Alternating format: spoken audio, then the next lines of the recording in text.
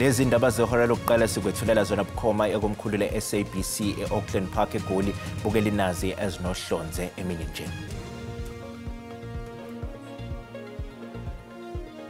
Umengameli wezwe uCyril Ramaphosa usethelekile eMthatha e-Eastern Cape nalapho eyohlola umonakalo owenziwe izikhukhula ezihlasele kulesa sifundazwe kuleli sonto njengoba sesenyukele kwabangama-79 abantu asebeshonile ngenxa yalenhlekelele.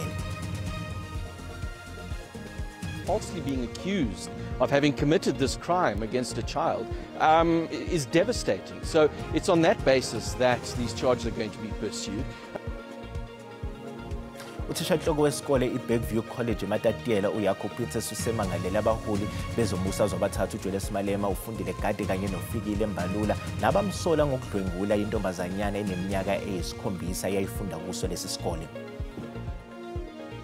The charges which are standing for now is extortion and kidnapping, because you remember we said in the first appearance that what we have placed him within the area where the incident took place. Lihlehlisela umhlazi ngama-24 kwephezulu icala lephoyisa elineminyaka engama-42 elisolwa ngokuthumba ibhunga elineminyaka eyi-19 uGamogelo Bawkhudi eBloemfontein eFree State. Kanti kwezemidlalo njengamanje ke liyaqhubeka usuku lesithathu lomdlalo wamanqamu we-ICC World Test Championship phakathi kweProteas ne-Australia enkundleni iLords eNgilandi. Ukuthola kube kuwembukeli ngiyakwamukela ezindabeni zehora lokuqala ezingunqa phambili kanti futhi ezihamba phambili la ku-SABC 1 ngisathi for sure kanjalo ke naku-SABC lihaye. Igama lami nginguDawud Phungula.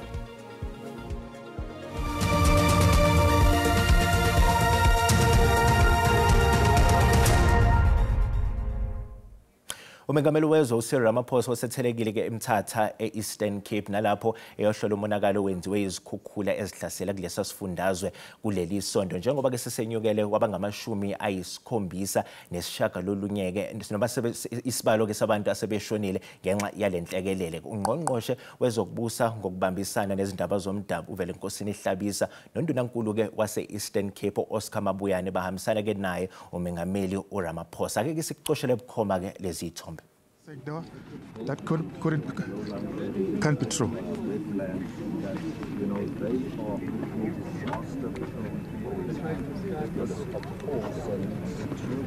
Absolutely, Stephen. I mean, if you talk about the MEC for Copter in the Eastern Cape, he was dispatched immediately on Tuesday.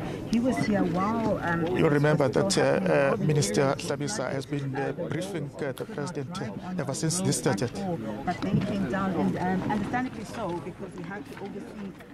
Alright, wena ke umengameli uCyril Ramaphosa ke osethelekile ke lapha eMthatha ke eEastern Cape lapha eyohlola ke khona umonakalo ke owenzekile kuyona ke le ndawo ke owenzeke lapha ke ngolesibili njengoba ke sibonile ukuthi ke kunenqwaba ke emndeni esale Dengwane ngenxa yayo ke lo monakalo. Sikhuluma nje ukhona ke isidumbu sengane etholakele ongakaze kahle noma ke ingxenye noma ingenye ke yalezi izingane ezine ebekade kubikiwe ukuthi idukile noma ke zilahlekile noma azitholakalanga emva kokuba ke kwenzeke wona ke lo monakalo.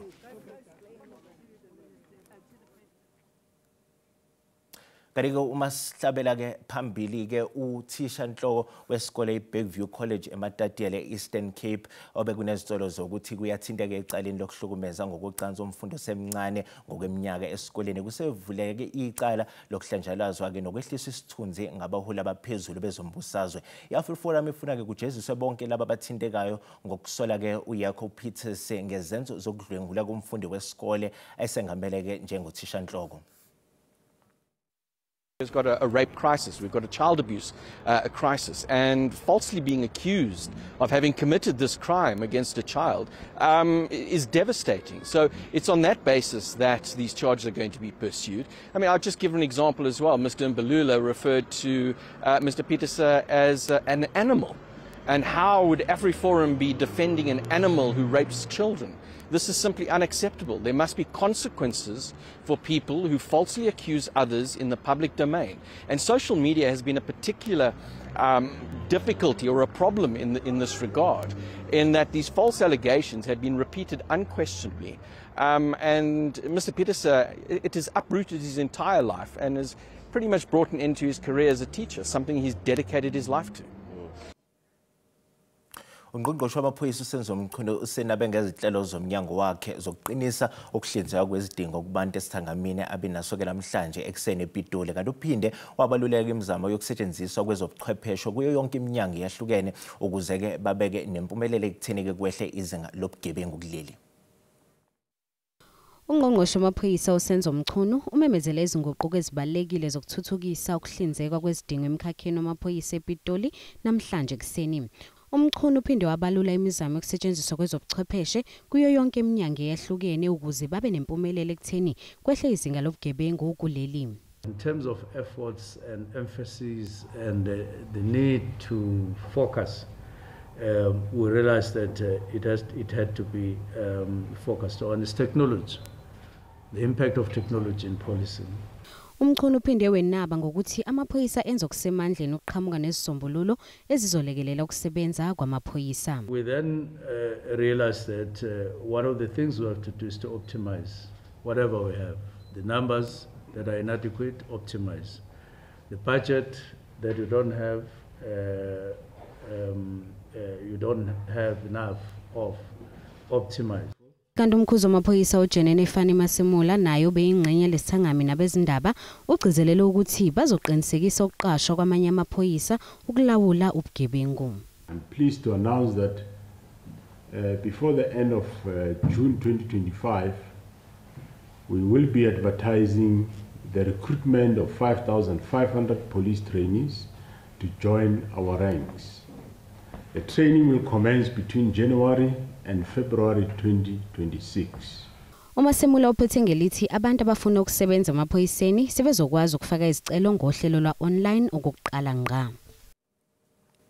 Inkantolo ephakeme yase-Free State ilaleleke isicelo sophiko olushushisa amacala omphakathi NPA namhlanje nokuyisicelo esihlose ukuphikisa isinqumo sokususa kukaMoradi Tsholoto njengomsolwa ecaleni elimayelana nenkontileka yetshebwa yezigidi ezingama-255 zamarandi.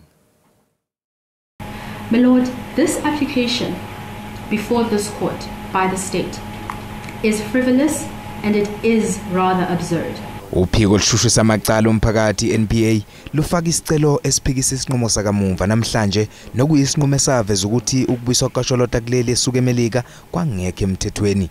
Umelo uTsholota kuleli icala uthi akukabibikho njengamanje okuphathekayo okushiwo iNPA. The NPA is in the process of reinstating it, but it has not been reinstated, and so there is no appeal that is presently before the Constitutional Court. And one will note that there is no document or paper or email that the state has placed before this court to say this is from the registrar, the appeal was reinstated and it is presently before the Constitutional Court for determination.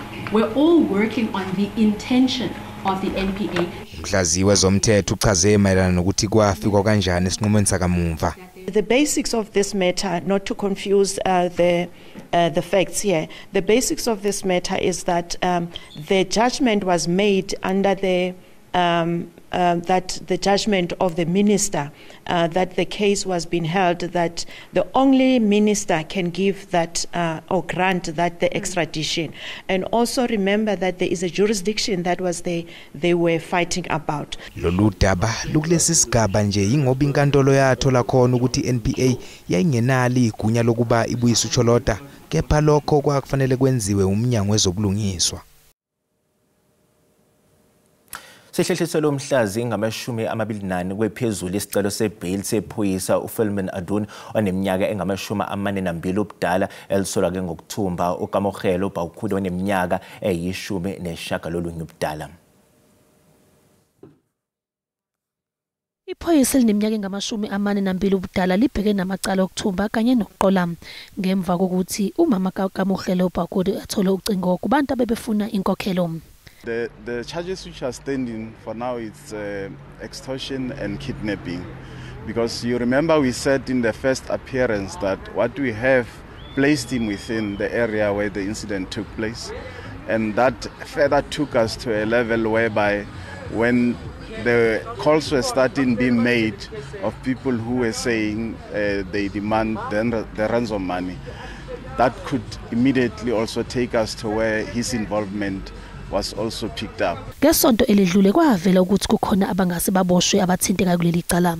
We think we are heading the right direction. All we have to do is just not to rush, because immediately we rush into this, we'll come to a point whereby the entire case is compromised one way or the other. And the other thing which we also discussed on the level of our investigation is to make sure that whatever we bring to court, it must be something which has been thoroughly checked and quality checked by our investigators, so that it doesn't bounce back and come back and lead to a point whereby the person we have in custody is released. Kulindele ukuthi kuqale uhlelo lokukhonjwa komsolwa. Umsolwa uzoqhubeka ke nokugcinwa esitokisini. Bokele sisasiqu ezitolo kanti uma sibuya sizokuphathela uWT. Bazongcwaba ngomgqibelo eDandi umndeni ka Spesihle Buthelezi nabo futhi ke bazongcwaba eNkandla ngomsombuluko umhla ka16 June. Imndeni yabathathu abashone engozini yendiza eyenzeke eMdlovane esifundazweni eKwaZulu-Natal sibalandile kabathandiweyo baye emakhazeni khona eMdlovane. Bokele sikubingelele sikwamukela uma ngabe usanda ngena odabeni oluphambili besibiko ukuthi uMengameli wezwe uCyril Ramaphosa usethelekile eMthatha eEastern Cape nalapho ehlola umonakalo owenziwe izikhukhula ezihlasele kulesa sifundazwe kuleli sonto njengoba sisenyukeleke kwabangama-79 isibalo sabantu asebeshonile ngenxa yalenhlekelele. Bukeleka sikhumbuza ukuthi lezi ndaba ziyatholakala ku YouTube na ku SABC Plus ngena kuzo uzicinge ngamagama athi SABC izindaba nakanjani uzozithola ngomjalo bazo. Zengaphezu kwamakhulu amabili izikole ezicakeleke phansi ngenxa yesiphepho esihlasele esifundazweni KwaZulu-Natal kuleli sonto. Iziphathimandla zithi ukufunda nokufundisa kumenze ezikoleni eziyishumi-4 ezikhahlamezekile kanti nohulumeni wesifundazwe senxuse izinkampani ezizimele ukuthi zilekelele ekwakheni kabusha ezinye zalezi izikole. Umnyango lo wezemfundo zikhona izikole oyilungisile even nezinto ezakhiwe. Kodwa ngenxa yesimo seyimali lo monakalo kuleli class nje okuthiwa ka2022 kufanele sibheke ukuthi ngeze kwenzekani kuba ohlelweni lokulungisa kwezikole besisohlelweni kodwa singekho engaseqhulwini. Kodwa engibona ukuthi akufanele kube kanjalo ngoba lokhu kubeka impilo yezingane lapha ngaphakathi engozini ngoba namaklasi angaphansi la kufunda khona izingane kuthiwa malina nje imvula izifike khona. Siyobheka ukuthi kungenzeke ukuba mhlawumbe khona umsebenzi ongenzanga obekufanele akwenze uthathola ulwazi bese enga prioritize lesi sikole lesinaso ukuze ufunda kwezingane ifunde endaweni ephephile. Kodwa njengoba umonakalo omkhulu kangaka KwaZulu-Natal izikole zo 208 babhizi njengamanje umnyango wezemfundo unohlelo nje olucacile lokuthi kufanele kuphela uJune bebe sebazi kudingeka malini.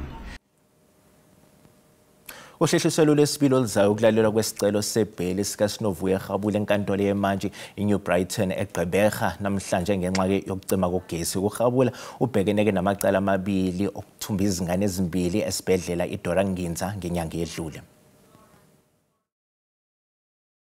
Ndiyazibusela namhlanje silapha eGqeberha eNew Brighton Magistrate Court apho kuzoqhubeka khona ibail application kaSinovuya Rhabula otyholwa ngezityholo zokuxhwila ezimbini ngokuxhwila abantwana kwisibhedlela seDoranginza lenyanga iphelileyo.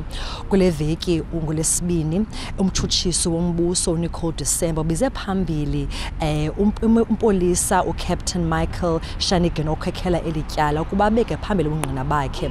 uShanigan uthi ukuba kurhanela ukuba uSinovuya Rhabula before axhula abantwana esibhedlela seDoranginza waqala wafika usibhedlele ehamba maternity ward ejonga ukuba kusetyenzwa njani kwaye ngabaxhula njani abantwana ababini.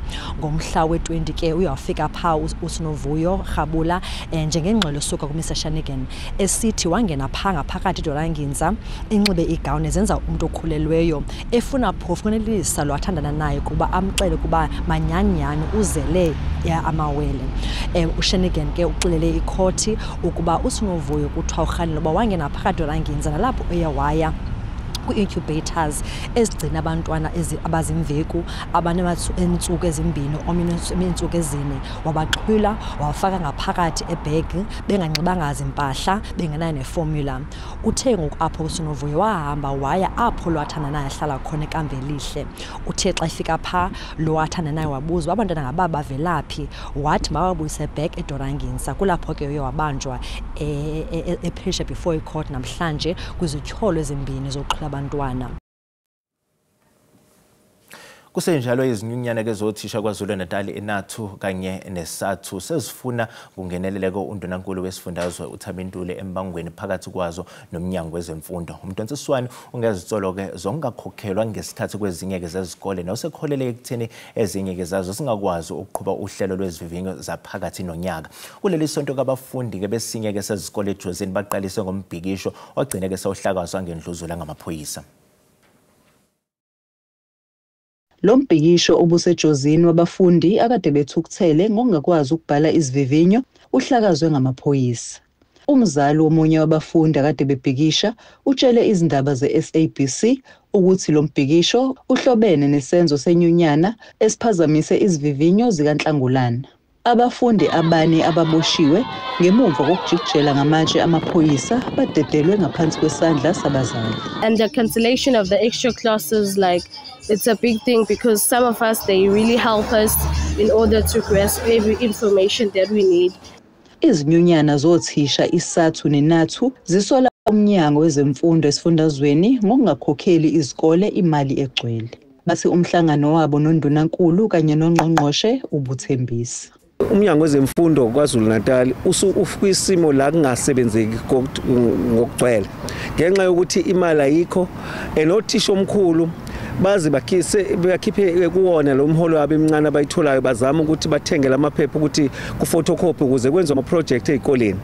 Inkinga esibhekene nayo eyokuthi umnyango ulokhu bathembise ukuthi uzoyifaka imali kodwa akwenzeki. So sekufike ezinye lapho nokuthi abasakwazi ukubuya komashonisa futhi ngoba sebevaliwe. Othisha omkhulu abasakwazi ukuthi beyofuna enye imali mbocela enye imali ngoba kuthiwa awukwazi ukukhokha. Okwamanje akacaci ukuthi izivivinyo zizophinda zibhalwe yini ngaphambi kokuthi kuvalwe izikole ngomhla ka-27 kuNhlangulana. NginguNonhlakanipho Magwaza ezindabeni ze-SABC eThekwini. Imndeni yabathathu abashone engozini yendiza eyenzeke eMdlovana esifundazweni KwaZulu-Natal isibalandile kabathandiweyo baye emakhazeni khona eMdlovana. Sise-Greytown emakhazeni kahulumeni lapho imindeni yalabo balimala enhlekeleleni eyenzeka ngomsombuluko lapho indiza ibaphahlazeka khona lapha ehlathini eRedflay phakathi kweMoy River kanye nayo iGreytown. Imindeni yabo ke sifikile yazolanda imizimba yabo kanti sizokhuluma lapha nondaba ezinhle sibiya oqhamuka khona eminyangweni kahulumeni wezokuthutha. Ndaba mhlambe kafushane ngoba siyazi ukuthi ubukade uke wangena ngaphakathi wakhuluma nemindeni mhlambe isiphi isimo abakusona nanokuthi ke mhlambe ikuphi ungasitshena kona njengamanje. Siyabonga umndeni wakwaBiyela njengoba sazi ukuthi ke uhambile emhlabeni onqobile Biyela umndeni usesimeni esingekho kahle ngenxa ukuthi ke bebezombona namhlanje bakwazile ukuthi ke bathole izinto zoma postmortem nokuthi ke umncwabo uzoba ngomgqibelo khona eMlazi.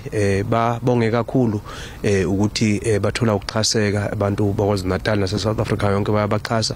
Umndeni kaLwazi Msane naye oshilo beyipilot nabo futhi ke sixoxisene nabo njengoba ke ungqongqoshe Sibonisa Dumathe asondele kuyo yonke imndeni bazongcwaba ngomgqibelo eDandi. Umndeni kaSipesihle Buthelezi nabo futhi ke bazongcwaba eNkandla ngomsombuluko umhla ka-16 June.